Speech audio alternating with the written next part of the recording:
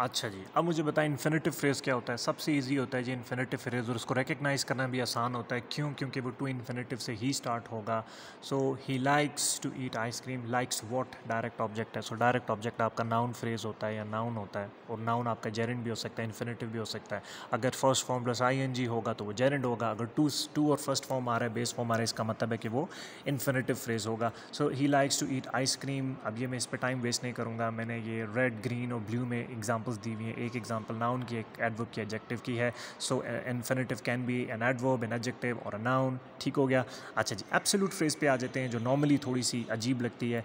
बेटा ये absolute phrase जो है वो नॉर्मली राइटिंग में ही यूज़ होती है, डिस्क्रिप्टिव राइटिंग में यूज़ होती है। और याद रखें एब्सोल्यूट फ्रेज जो है उसको पॉइंट नंबर 1 वो ऑफसेट होगी। ऑफसेट का मतलब है कि वो रेस्ट ऑफ द सेंटेंस से अलग होगी। Point number 1। पॉइंट नंबर 2, जो एब्सोल्यूट फ्रेज़ है उसमें होता क्या क्या है। एब्सोल्यूट फ्रेज़ में आपको एक नाउन या नाउन फ्रेज़ नज़र आएगा स्टार्ट में। इस चीज़ को ज़रा गौर से सुनिएगा, एब्सोल्यूट फ्रेज़ को रिकग्नाइज़ कैसे करते हैं। एब्सोल्यूट फ्रेज़ में एक नाउन या नाउन फ्रेज़ होगा, और नाउन या नाउन फ्रेज़ के साथ या तो कोई मॉडिफायर होगा जिसमें पार्टिसिपल भी आ सकता है। ठीक है, दैट्स इट। ठीक है, अभी देखो, और एब्सोल्यूट फ्रेज़ का फंक्शन क्या होता है। जो मेन क्लॉज होती है ना, मेन क्लॉज के कॉज या रीज़न को बताएगा। It acts as a cause और a reason of the main clause. Let me justify it. An absolute phrase must have a noun और a noun phrase in the beginning.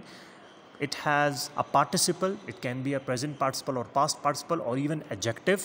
Modifiers भी हो सकते हैं, objects भी हो सकते हैं, optional मतलब मे भी हो या मे भी ना हो. An absolute phrase is offset using a comma, and sentence will still make a sense if you omit your absolute phrase from a sentence. Let me give an example. लिखा हुआ है जी she is jumping in the air with joy. ये तो एक independent clause है. She is jumping in the air with joy.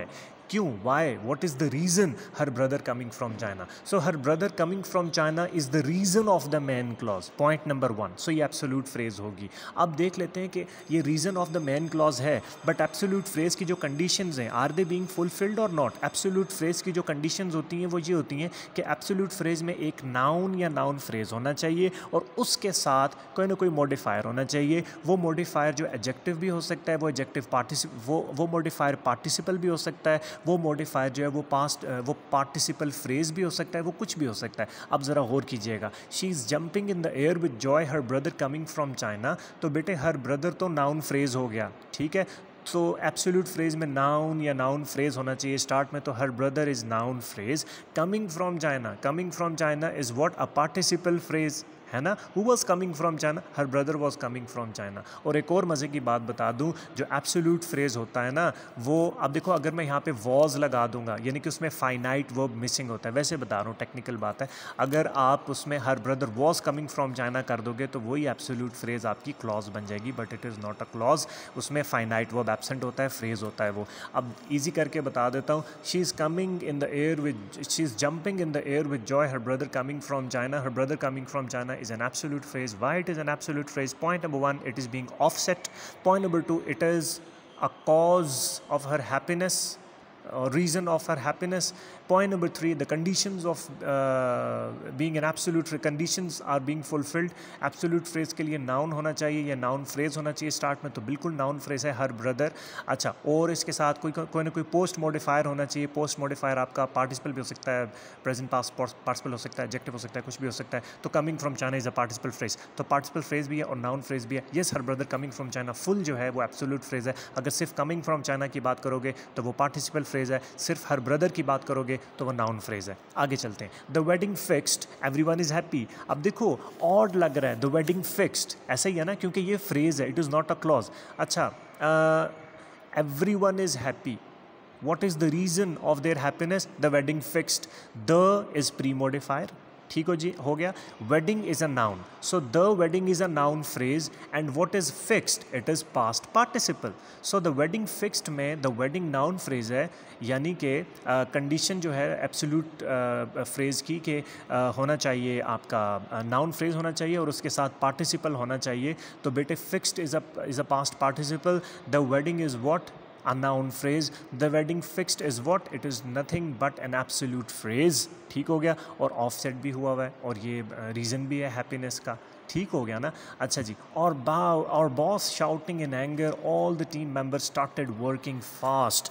अच्छा जी. और बॉस शाउटिंग इन एंगर, और बॉस क्या है जी? नाउन फ्रेज है. Shouting in anger, who was shouting in anger? और boss was shouting in anger. So shouting in anger is what? A participle phrase. सिर्फ अगर शाउटिंग इन एंगर की बात करोगे तो वो पार्टिसिपल फ्रेज है, और बॉस की बात करोगे वो नाउन फ्रेज है, और बॉस शाउटिंग इन एंगर की बात करोगे तो वो एब्सोल्यूट फ्रेज होगा. क्यों एब्सोल्यूट फ्रेज होगा? क्योंकि इसमें नाउन फ्रेज भी आ गया और साथ पोस्ट मॉडिफायर भी आ गया. सो और बॉस शाउटिंग इन एंगर जो है, it is an example of N absolute phrase. Offset भी है, और वो रीज़न और कॉज भी आप देख लें. All the team members started working fast. What is the reason? और बॉस शाउटिंग इन एंगर. ठीक हो गया. ये आपका एब्सोल्यूट फ्रेज है. A positive phrase I am sure आपको पता है, मैं आपको बार बार बता भी चुका हूँ. Let me revise it for you. It will sit next to your noun और pronoun, and it will either rename your noun और अ प्रोनाउन, और इट विल डिस्क्राइब इट. ठीक है. इसकी मज़ीद डिस्क्रिप्शन देगा पॉजिटिव फ्रेज, और वो नाउन की तरह ही एक्ट करेगा. Example number 1, we the people of this country want to get rid of corruption. So अगर मैं कहता हूँ the people of this country, ये क्या है? हम ये वी के बारे में, यानी कि वी को हम रीनेम, हम यूँ कर सकते हैं, we want to get rid of corruption, या the people of this country want to get rid of corruption. So actually the people of this country is renaming your pronoun we. So the people of this country is nothing but an a positive phrase. Christine, the love of my life, is going to London next week. So Christine is going to London next week. ठीक हो गया. Christine, the love of my life. So the love of my life, again it is an a positive phrase. क्यों? क्योंकि Christine को rename कर रहा है, उसके बारे में मज़ीद information दे रहा है. My friend John Carter helps me in everything I do. अब देखो, अगर मैं कहता हूँ my friend helps me in everything I do, ठीक है, सेंस बना रही, but I don't know कि वो फ्रेंड कौन सा है, तो मैं इस तरह कर लेता हूँ, my friend को rename कर देता हूँ, उसको modify कर देता हूँ. My friend John Carter helps me everything I do. तो इसका मतलब ये हुआ कि John Carter is an a positive phrase. बाकी भी जो एग्जांपल्स हैं वो प्लीज़ स्क्रीनशॉट लेके देख लीजिएगा.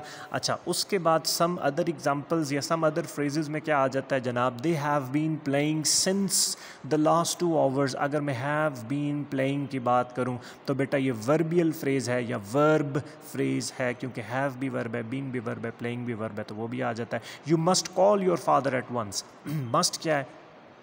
आपका मॉडल ऑफ वर्ब है, और कॉल आपका बेयर इन्फिनिटिव है. मैंने बताया भी था, चलो नॉलेज में इजाफा हो गया, कि जब भी आप यूज़ करोगे मॉडल ऑक्सिलरीज या मॉडल वर्ब, तो मॉडल वर्ब के बाद हमेशा आपके पास बेयर इन्फिनिटिव आएगा. So call is a bare infinitive, that is a verb.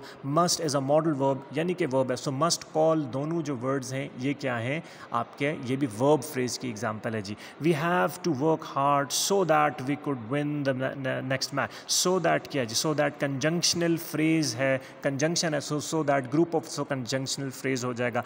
As soon as you got in he went out. Again, as soon as, ठीक है, again it is an example of a conjunctional phrase. What a pity, it is an example of an interjectional phrase. ठीक हो गया जी.